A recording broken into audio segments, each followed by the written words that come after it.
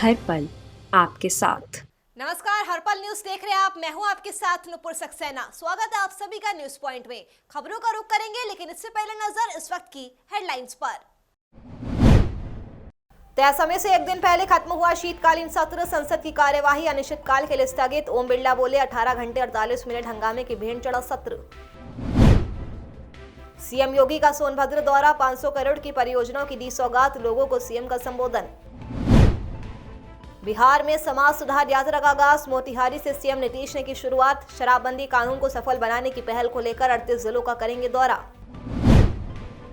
दिल्ली में डॉक्टरों की हड़ताल का छठा दिन। एमपी में भी जूनियर डॉक्टरों की हड़ताल। मांगे पूरी नहीं होने तक आंदोलन करने की दी चेतावनी। 20 से 30 साल के युवाओं को चपेट में ले रहा ओमिक्रॉन। दुनिया में 24 घंटे में हुई 13 मौतें। भारत में ओमिक्रॉन के केस पहुंचे 200 के पार। बढ़ते हैं अब खबरों की ओर। संसद का शीतकालीन सत्र निर्धारित कार्यक्रम से एक दिन पहले अनिश्चित काल के लिए स्थगित हो गया है। ये सत्र 29 नवंबर को शुरू हुआ था और 23 दिसंबर को खत्म हो गया। बता दें कि संसद के दोनों सदन अनिश्चित काल के लिए स्थगित हो चुके हैं। वहीं भारी हंगामे के चलते एक दिन पहले ही शीतकालीन सत्र स्थगन का फैसला लिया गया है। वहीं लोकसभा स्पीकर ओम बिरला ने जानकारी दी कि सदन की कार्यवाही 18 घंटे 48 मिनट तक हंगामे की भेंट चढ़ गई।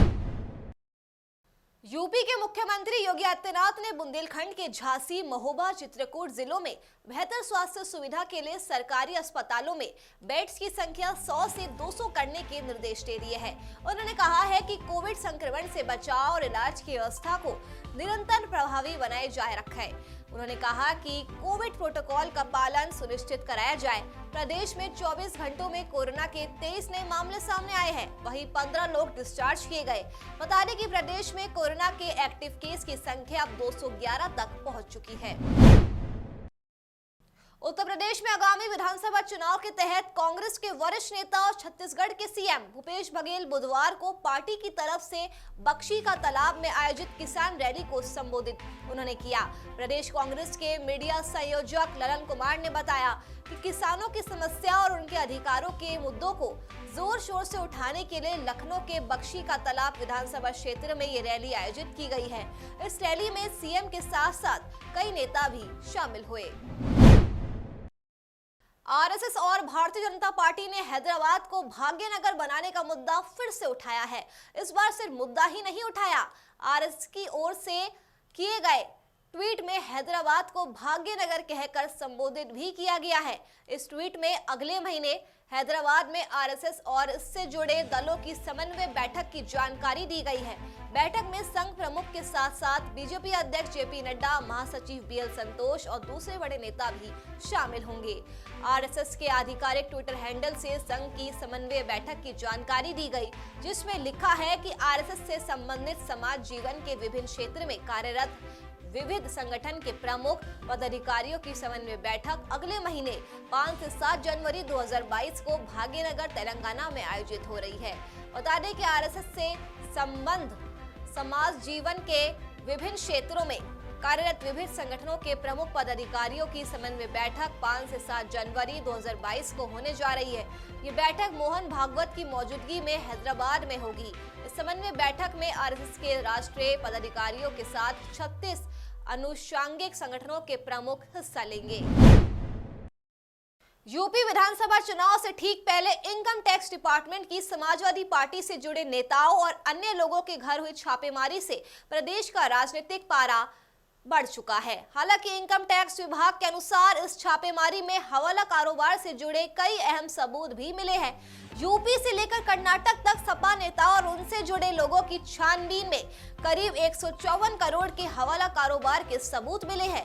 बता दें कि न सिर्फ 154 करोड़ के हवाला कारोबार के सबूत मिले हैं, बल्कि एक शख्स ने 68 करोड़ रुपए की बेनामी संपत्ति की बात भी स्वीकार की है। इसी कड़ी में केरल के 2 ट्रस्ट में खाड़ी देशों से अवैध रूप से लेन देन का पता चलने पर फेमा के तहत कार्रवाई की जा रही है। जहां छापेमारी हुई उन जगहों से बेहिसाब नकदी भी बरामद की गई है, जो 1.2 करोड़ रुपए के आसपास बताई जा रही है।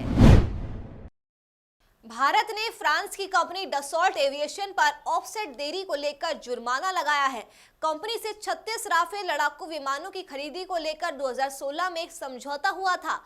फ्रांस और भारत की सरकारों ने सितंबर 2016 में 7.8 अरब यूरो के कॉन्ट्रैक्ट पर हस्ताक्षर किए थे, जिसके अनुसार कॉन्ट्रैक्ट वैल्यू का 50% ऑफसेट के तहत वापस आना था और डसॉल्ट एविएशन और उसके सहयोगियों सैफरन और थेल्स को 7 सालों के समय में इसे पूरा करना था।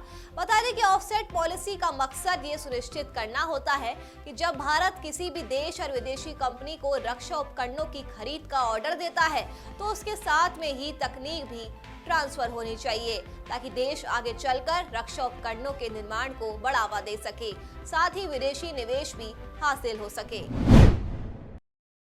कर्नाटक सरकार ने राज्य के पुलिस विभाग में ट्रांसजेंडर समुदाय को 1% आरक्षण देने की घोषणा की है। इसी के तहत कर्नाटक पुलिस ने पहली बार स्पेशल रिजर्व सब इंस्पेक्टर पद के लिए ट्रांसजेंडरों से आवेदन मांगे हैं। कर्नाटक राज्य पुलिस की ओर से जारी भर्ती 2021 के नोटिफिकेशन के अनुसार 70 पदों के लिए शैक्षणिक योग्यता स्नातक रखी गई है और 20 दिसंबर से ऑनलाइन आवेदन भरे जा सकते हैं, जबकि आवेदन करने की आखिरी तारीख 18 जनवरी 2022 रखी गई है। जयपुर में बुधवार को राजपूत समाज हीरक जयंती समारोह मनाया जा रहा है। इसमें देश भर से क्षत्रिय समाज के हजारों लोग पहुंचे। ये सम्मेलन इसलिए भी अहम है क्योंकि जयपुर में इसका आयोजन पहली बार होगा। इसके अलावा प्रदेश की राजनीति में भी राजपूतों का खासा दखल रहा है। प्रदेश में राजपूत समाज की कुल आबादी करीब 7 से 8% है, लेकिन 14% से ज्यादा सीटों पर इनका सीधा असर है। राजपूत नेता समाज की आबादी 44 लाख से 58 लाख के बीच होने के दावे करते रहते हैं। 2011 में राजपूत जनसंख्या आधिकारिक 37.04 लाख बताई गई थी। 1931 की जनगणना में प्रदेश में राजपूत आबादी 6.33 लाख थी। ये बात राजपूतों के लिए राजस्थान की राजनीति पर भी लागू होती है। प्रदेश में विधानसभा चुनाव में कुल सीटों में से 13 से 14% सीटें और लोकसभा चुनाव में 12 से 20% सीटें जीतने में राजपूत समाज सफल रहा। मध्य प्रदेश में टीकाकरण का काम अच्छा चल रहा है। दिसंबर तक सभी व्यक्तियों को कोरोना संक्रमण से बचाने के लिए टीके लगवाने हैं। इसके लिए 8-16 दिसंबर को टीकाकरण महाअभियान चलाया गया। अब एक बार फिर 22 दिसंबर को टीकाकरण महाअभियान चलाया जा रहा है। जिन्होंने अभी तक टीके नहीं लगवाए हैं वो 22 दिसंबर को टीकाकरण करवा सकते हैं। मुख्यमंत्री शिवराज सिंह चौहान ने कहा कि जन जागरूकता से हम कोरोना के नए वेरिएंट ओमिक्रॉन का मुकाबला आसानी से कर सकते हैं। विदेश से राज्य में आए यात्रियों की पहचान की जा चुकी है। इनमें से किसी की भी रिपोर्ट पॉजिटिव नहीं आई है। जिन जिलों में टीकाकरण कम हुआ है वहां घर घर दस्तक अभियान चलाया जाए। भारत ने पिछले 24 घंटे में कोरोना वायरस संक्रमण के 6,317 नए केस सामने आए तो वही 318 मरीजों की कोरोना के चलते मौत हो गई। इसी के साथ देश में कुल संक्रमितों की संख्या 3,47,58,481 हो गई है। इनमें से 4,78,325 लोगों की मौत हो गई है। बता दें कि देश में ओमिक्रॉन वेरिएंट के भी 216 मामले सामने आ चुके हैं। सरकार ने इसके प्रसार को देखते हुए लोगों से सावधान रहने के लिए कहा है। कोरोना वायरस के संक्रमण को हराकर ठीक होने वालों की अगर बात करें तो पिछले 24 घंटे में देश भर में 6,906 मरीज ठीक हो गए हैं। देश की रिकवरी रेट 98.40% है। सबसे ज्यादा प्रभावित राज्यों पर नजर डालें तो महाराष्ट्र में अब तक 66,50,965 लोगों को संक्रमित पाया जा चुका है। दूसरे नंबर पर केरल, तीसरे नंबर पर कर्नाटक तो चौथे नंबर पर तमिलनाडु है। यूरोप में WHO के शीर्ष अधिकारी ने मंगलवार को सरकारों को ओमिक्रॉन वेरिएंट के चलते पूरे महाद्वीप में कोरोना वायरस के मामलों में महत्वपूर्ण वृद्धि के लिए तैयार रहने के लिए कहा है। ओमिक्रॉन पहले ही कई देशों में हावी हो चुका है।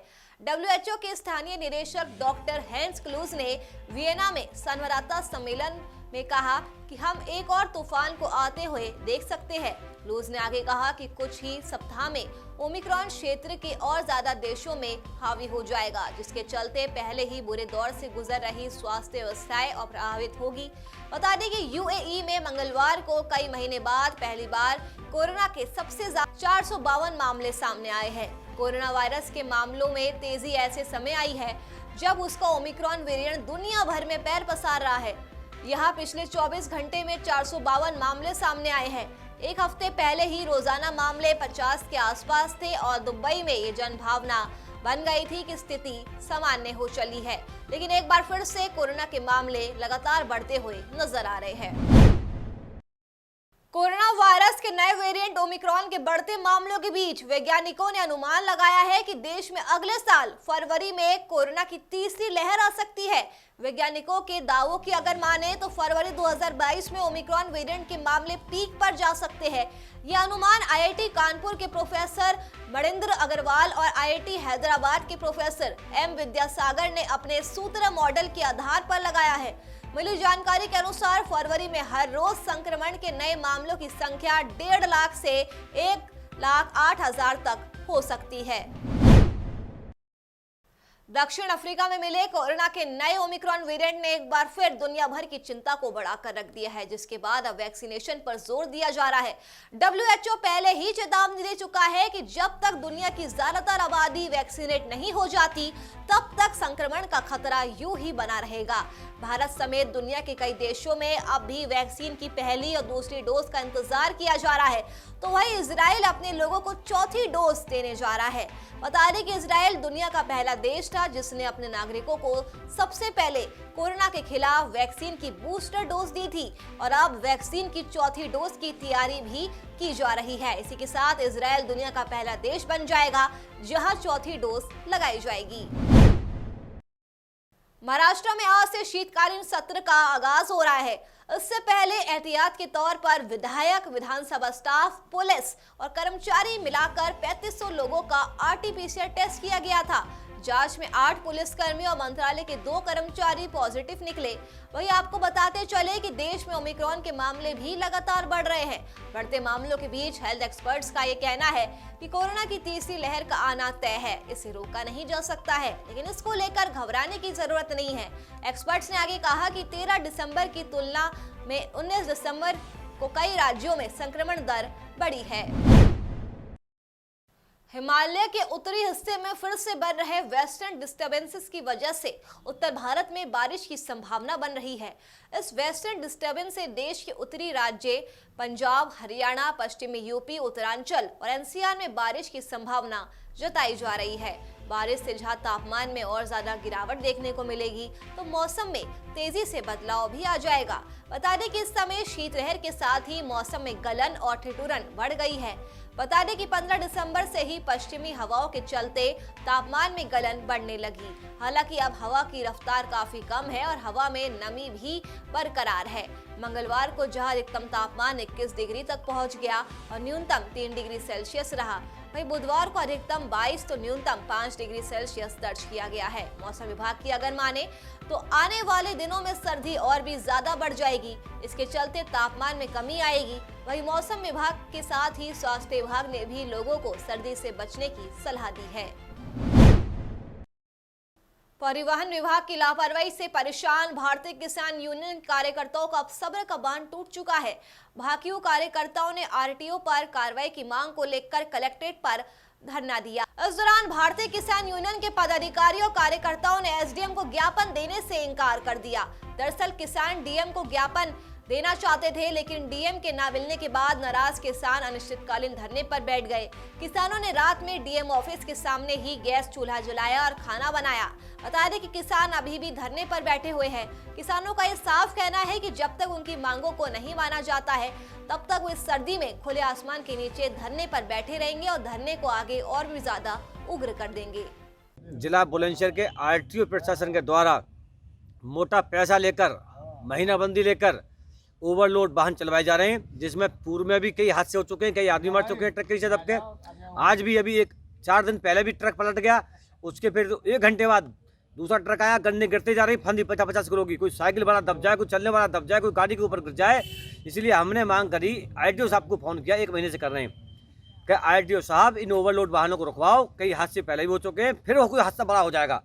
लेकिन वो सुनने को तैयार नहीं है। पैसा लेकर क्लियर खुलतम ऐसे ही रोड पर वाहन रोकते हैं, अंदर लोड है तो उससे कहते हैं कुछ तो दे जाओ। प्राइवेट आदमी छोड़ रखे हैं 2-2। कर्नाटक की राजधानी बेंगलुरु में बुधवार सुबह 5 मिनट के अंदर भूकंप के 2 झटके महसूस किए गए। नेशनल सेंटर फॉर सिस्मोलॉजी के मुताबिक सुबह 7:14 पर भूकंप आया, जिसकी तीव्रता रिक्टर स्केल पर 3.3 थी। भूकंप का केंद्र बेंगलुरु से 66 किलोमीटर उत्तर पूर्व में था और इसकी गहराई 23 किलोमीटर थी। वहीं इससे पहले 7:09 पर आए भूकंप में 3.1 तीव्रता वाले झटके महसूस किए गए। भूकंप के इन दोनों झटकों से किसी भी तरह के जान माल के नुकसान की खबर अभी तक सामने नहीं आई है। पश्चिम प्रदेश मुक्ति मोर्चा के प्रदेश महामंत्री आसिम मलिक ने कहा कि ब्याज सहित बकाया गन्ना मूल्य भुगतान की मांग को लेकर मोर्चा के कार्यकर्ता 22 दिसंबर को गन्ना भवन का घेराव करेंगे। चिलकाना रोड स्थित एक सभागार में आयोजित बैठक में उन्होंने कहा कि केंद्र और प्रदेश सरकार की गलत नीतियों के कारण गन्ना किसानों को समय पर गन्ना मूल्य भुगतान नहीं हो रहा है। साथ ही बकाया गन्ना मूल्य पर ब्याज भी किसानों को नहीं दिया जा रहा है। इसके बावजूद सरकार चीनी मिलों के खिलाफ कोई कार्रवाई नहीं कर रही है। अध्यक्षता जिला अध्यक्ष सुशील गुर्जर धारकी और जिला मंत्री सुनील धीमान ने की। इस दौरान शुभम कुमार, सुमित वर्मा आदि भी मौजूद रहे। अंबाला लुधियाना रेल सेक्शन में नॉन इंटरलॉकिंग कार्य के चलते 22 दिसंबर से 26 दिसंबर तक रेल यातायात बाधित रहेगा। आदेश के तहत 23 से 24 दिसंबर को जम्मू मेल रद्द रहेगी। इसी तरह 24 और 26 दिसंबर को जम्मू से जाने रवाना होने वाली मौर्य ध्वज को भी रद्द किया गया है। वहीं रेलवे ट्रैक में होने वाले नॉन इंटरलॉकिंग कार्य के 23 दिसंबर को दिल्ली से श्री माता वैष्णो देवी कटरा आने वाली उत्तर संपर्क क्रांति को चंडीगढ़ सानेहवाल से रवाना किया जाएगा। इसी तरह 22 और 23 दिसंबर को श्री माता वैष्णो देवी कटरा आने वाली मालवा एक्सप्रेस को भी चंडीगढ़ सानेहवाल से रवाना किया जाएगा। जम्मू से रवाना होने वाली बेगमपुरा एक्सप्रेस को 23 और 24 दिसंबर को चंडीगढ़ से दुबराजपुर से राजपुरा रेलवे स्टेशन के रास्ते रवाना किया जाएगा। गुजरात ATS के DYSP भावेश रोजिया ने एक बड़ी उपलब्धि हासिल की है। उन्हें DG कमेंडेशन डेस्क अवार्ड मिला है। केंद्रीय गृह मंत्रालय को ज्यादातर दवाओं को जब्त करने की सिफारिश की गई थी, जिसके बाद उन्हें DG कमेंडेशन डेस्क अवार्ड से नवाजा जा चुका है। DYSP भावेश रोजिया ने 920 किलो मादक पदार्थ जब्त किया है। इसका अनुमानित बाजार मूल्य 4500 करोड़ रुपए से भी ज्यादा बताया जा रहा है। इससे पहले भावेश को वीरता पुरस्कार से भी नवाजा जा चुका है। आपको बता दें कि गुजरात ATS के पुलिस उपाधीक्षक भावेश रोजिया को मिली बातमी के आधार पर कराची भारत IMBL के पास स्टॉक से लगभग 35 समुद्री मील की दूरी पर एक पाकिस्तानी नाव अल हुसैनी को समुद्र के रास्ते पाकिस्तान से हेरोइन की एक मात्रा भेजी जा चुकी है। इसकी जानकारी के अनुसार ATS की टीम ने जखाऊ तटरक्षक बल के आला अधिकारियों के साथ जखाऊ में एक संयुक्त दल का गठन किया। प्रेमिका की हत्या करने के आरोप में जेल में बंद 302 के कैदी ने अदालत में पेशी से जाने से पहले जेल के अंदर ही अचानक वो गायब हो गया। जेल के अंदर अचानक गायब हुआ कैदी जेल के अंदर बने गहरे गटर के गड्ढों के पास पहुंचा और जेल के अंदर बने गड्ढे में अंदर कूदकर उसने आत्महत्या कर ली। पेशी पर जाने से पहले अचानक गायब हुए कैदी को जेल प्रशासन ने जेल के अंदर चारों तरफ ढूंढा, लेकिन गटर के गहरे गड्ढों में कूदकर गायब हुआ कैदी का कहीं कुछ भी पता नहीं चल पाया। जेल से गायब हुए कैदी की सूचना मिलने पर जेल प्रशासन में जेल के अंदर ही अंदर हड़कंप मच गया। कैदी का सुराग न मिलता देख आनन फानन में जेल प्रशासन ने जेल के अंदर गायब हुए कैदी की तलाश के लिए जेल में लगे CCTV फुटेज को चेक किया। CCTV फुटेज में जेल के अंदर गायब हुआ कैदी जेल के अंदर बने गहरे गटर के गड्ढे में आत्महत्या करता हुआ कैद पाया गया। इसके बाद जेल प्रशासन में हड़कंप मच गया। कैदी की मौत की सूचना पर मौके पर पहुंची फॉरेंसिक विभाग की टीम ने गटर के गड्ढों से शव को निकाला और इस दौरान जेल अधीक्षक ने यहाँ पे कहा कि हम लोगों का दुर्भाग्य है, लगता है कि जेल में हम लोगों का समय कुछ खराब चल रहा है। चलिए फिलहाल के लिए इस बुलेटिन में मेरे साथ बस इतना ही। देश और दुनिया की तमाम खबरों के लिए आप देखते रहिए हर पल न्यूज़। नमस्कार।